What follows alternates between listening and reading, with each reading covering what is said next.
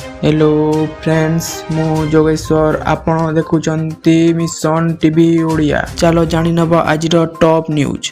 Number 1 Uttar Pradesh रे rail दुर्घटनाग्रस्त होईछि।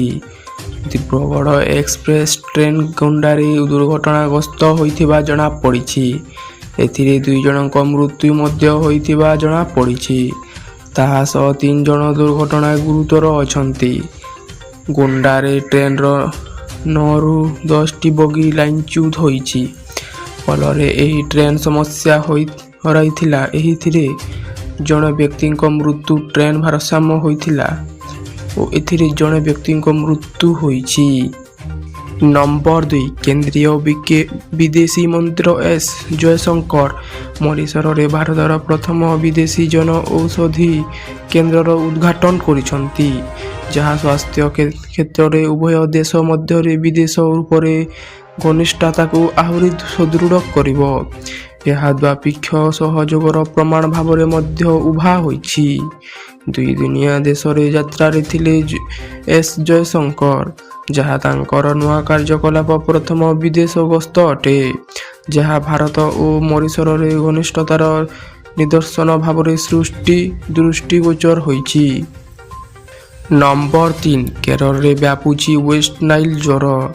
ସଂକ୍ରମିତ ମଶା କାମୁଡ଼ିବା ଦ୍ୱାରା ଏହି ରୋଗ ମଣିଷଙ୍କ ନିକଟରେ ବ୍ୟାପିଥାଏ। ଯଦି ରୋଗୀକୁ ଠିକ୍ ସମୟରେ ଚିକିତ୍ସା କରାନଯାଏ ତେବେ ଏହି ଜ୍ୱର ଏନସେଫାଲାଇଟିସ୍ ହୋଇପାରେ।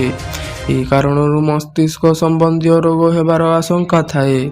ଗୁରୁତର ଅବସ୍ଥାରେ ଏହି ରୋଗ ମଧ୍ୟ ମୃତ୍ୟୁର କାରଣ ହୋଇପାରେ। ଏପରି ପରିସ୍ଥିତିରେ ପାରମ୍ପରିକ ଲକ୍ଷଣ ଗୁଡ଼ିକର ଚିହ୍ନଟ ଗୁରୁତ୍ୱପୂର୍ଣ୍ଣ ହୋଇଥାଏ। ନମ୍ବର 4 ସାହାରା ଇଣ୍ଡିଆରେ ନିବେଶ କରିଥିବା ନିବେଶକଙ୍କ ପାଇଁ ଆସିଛି ଏକ ବଡ଼ ଖବର। ଏହି କମ୍ପାନୀରେ ନିବେଶ କରିଥିବା ବ୍ୟକ୍ତିଙ୍କୁ ଖୁବ୍ ଶୀଘ୍ର ଟଙ୍କା ମିଳିବାକୁ ଯାଉଛି। ସାହାରା ଇଣ୍ଡିଆ ରିଫଣ୍ଡ ପୋର୍ଟାଲରେ ଆପଣ ନିଜର ଆପ୍ଲିକେସନ ସିଷ୍ଟମ ଚେକ୍ କରିପାରିବେ।